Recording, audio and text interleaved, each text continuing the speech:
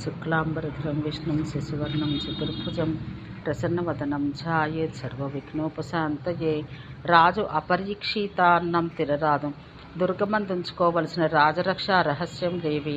రాజు ఇటువి ఏవి ఏర్పాటు చేయించుకోవాలి తెలుపమన్న మనవుతో మత్స్యుడిట్లు చెప్పెను. రాజా శిరీషం ఉదంబరం శమి బీజపూరము వీటిని నేతితో తడిపి 15 దినముల నుంచి సేవించిన ఎడల ఆకలి తట్టుకొన శక్తి కలుగునని పురాతనులు చెప్పింది.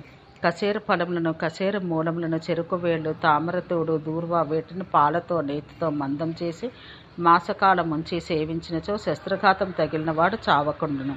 కల్మాష వేణువను వెదురుతో అగ్నిని నిర్మించి దాని జ్వాలను ఇంటిలో అపసవ్యంగా 3 బార్లు తిప్పినచో ఆ ఇంట ఇతరములకు అగ్నులు జ్వలించవు. పాముల ఎముకల పొడిని పత్తితో చేర్చి దాని పొగ వేస్తే అక్కడికి పాములు రావు, ఉన్న పాములు బయటికి పోవును.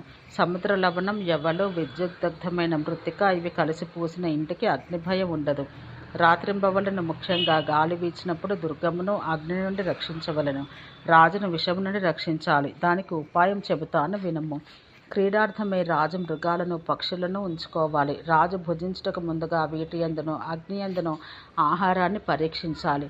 పరీక్షించని వస్త్ర, పుష్ప, అలంకార, భోజనాచ్ఛాదనములలో వేనిని కాని తాకనైనా తాకరాదు. పరీక్షా విధానం ఇట్లుండును.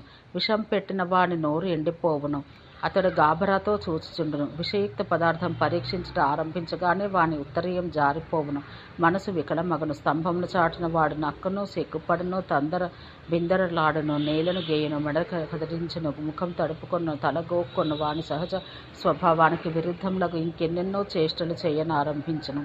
ఈ మొదలగు చిహ్నాలను బట్టి పరీక్షించి విషం పెట్టిన వాడెవ్వడో నిర్ణయించవచ్చు. ఇట్లు విష సంసర్గం కలదేమో అని శంకించబడిన ఆహారమును మండడు అగ్నిలో వేయవలను. అది విషమిశ్రితమే అయినచో చిటపట ధ్వనితో మిగుల చిట్లుచు రూక్షమగు దుర్వాసనతో అది మండుచుండ ఇంద్రాయుధ సమాన వర్ణమగు పొగ వెడలును. ఆ పొగను సేవించుట అనగా పీల్చుటచే ప్రాణికి శిరోరోగం కలుగును. సవిషాన్నమున ఈగలు వాలవు, వాళ్లను వెంటనే చనిపోవును. విషాన్నం దృష్టికి తగిలితే చకోర పక్షి చూపు విరక్తి చెందిన దగును. కోకిల స్వరం వికారమందును, హంస నడక తొట్టుపడును, తుమ్మెద రొద చేయును, క్రౌంచ పక్షికి మదమెక్కును, కోడి గట్టిగా కోయును, చిలుక భయ దుఃఖములతో అరుచును, గోరువంక వమనం అనగా వాంతి చేసుకొనును, చామీకర పక్షి ఆ స్థలం విడిచిపోవును, కోతికి మలమూత్రాలు వెడలను, జీవజీవకం బడలను, ముంగిసకు రోమములు నిక్కపొడుచును, జింక ఏడ్చును, నెమలి సంతోషపడును. సవిషాహారము ఉడుకుటకు చాలాసేపు పట్టును, ఉడికిన తర్వాత కూడా వెంటనే అప్పటికప్పుడే చెడిపోవును. మూత తీసి చూచుటకే రోత పుట్టును. 15 దినముల నాటిది వలె పాసిపోవును. రుచియు వాసన చెడిపోవును. నెమలి పింఛం వంటి రంగులు ఏర్పడును. వ్యంజనములు అంటే కూరలు, పచ్చళ్ళు మొదలైనవి విషమిశ్రితములైతే ఎండిపోవును. ద్రవ పదార్థములైతే వానిపై బుడగలు వచ్చును. ఉప్పు వేసిన వస్తువులైతే వానిపై నురుగులు ఏర్పడును. పంట పైరులు ఎర్రపడును, పాలు నీలమగను, మద్యమును నీరును కోకిల వర్ణమగను, వడ్లను ఆమ్లములను నల్లబడను, కొర్రల కపిలవర్ణ మగను, మజ్జిగ తేనెవలే చామన ఛాయగును, నీలమైన పసుపచ్చనిదైనదగును, నేయి కూడా నీటి వలనే అగును, మీగడ కపోతవర్ణ మగను, తేనె ఆకుపచ్చగా అగును, తైలం అరుణవర్ణ మగను.